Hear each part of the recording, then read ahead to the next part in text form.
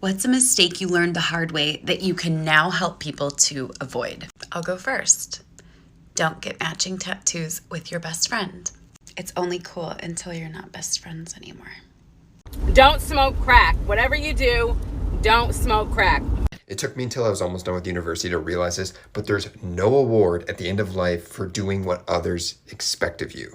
We are fed this narrative our entire lives that when we just go to school, get a job, get married, buy a house, have kids, life will just make sense. No, it won't. There's no magic moment that'll make sense for you because those are someone else's expectations. So create the life you want and create the rewards for yourself. If you're embarrassed by your dreams, they'll never come true.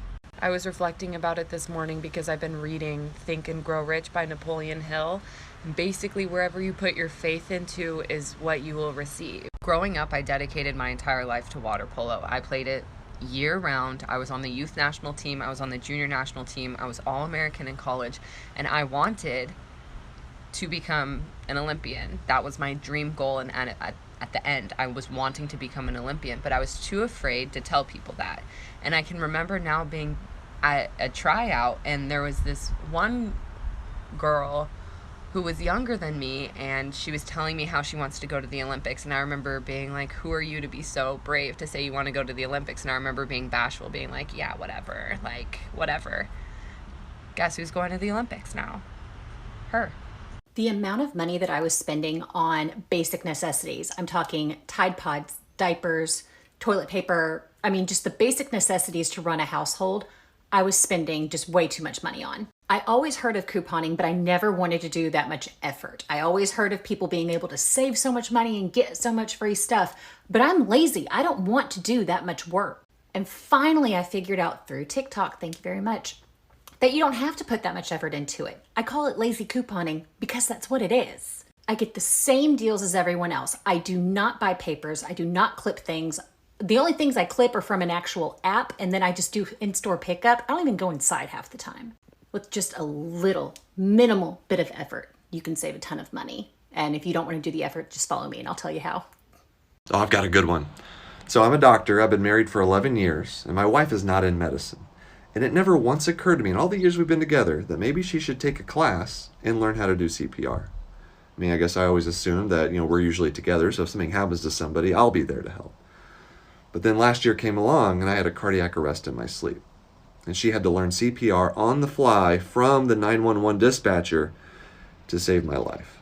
Fortunately, it worked out, but ideally that is not the way to learn CPR. Everyone should know CPR. You, your family, your friends. It should be a requirement in schools. Every job should require you to know CPR. There's no downside to learning CPR, and you could save someone's life. Right, so I thought for the longest time that I didn't have a passion because I wasn't really good at one thing in particular. Nope. A lot of you guys follow me from that skateboarding video. I'm not good at skating. I'm below average, but it makes me happy, so I skate. I am not good at dancing, but it makes me happy, so I dance. If you're not good at painting, but it makes you happy, paint. You do not have to be good at something to enjoy it. Do whatever makes you happy. Okay? So I work in the financial literacy space, and what I now know is according to the Fair Credit Reporting Act passed by Congress back in the 70s, you can dispute and remove any and all negative items affecting your credit score, even if you still owe the debt. You know that one friend you brought over and immediately your mom was like, nope, I don't like her. Trust your mamas. Okay, before I tell you what it is that I did, please do not at me, okay? I realize it was a mistake. Let your children be individually what they are. And I know that sounds very basic, but it wasn't for me, okay? So I have twins, and one of them was very girly and the other one was very tomboy. And the girly one I just felt like was going to get more attention or going to be more liked than the other one because she just kind of dressed down, and so I tried to make her be girly. I would say things like, well, don't wear that. Don't you want to look cute? What did that just say to her? It just said to her that she's not cute.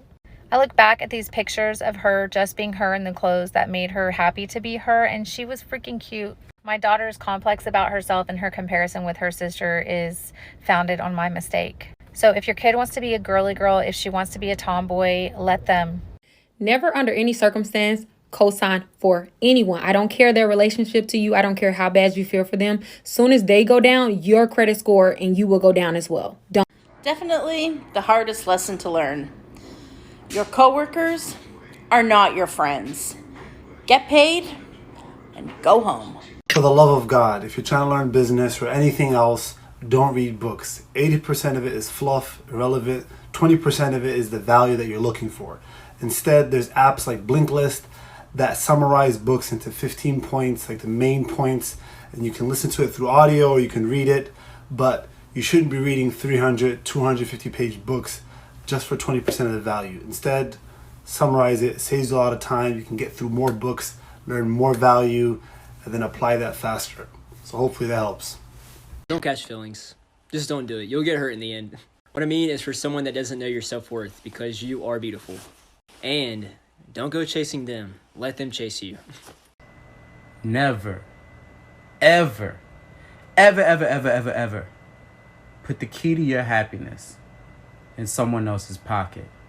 If your coworkers watch podcasts, don't try to have conversations with them during lunch rush, right? Today, we had a crazy lunch rush. I'm over here making fucking chicken. I'm smacking beanbags. I'm trying to get rice going. I'm in the zone, right? I see one of my coworkers. They're just staring off into the distance, right? I come up. I'm like, hey, are you good? Because it's game time. We got to make the burritos, right? And he was like, you know, humans have 2 lives.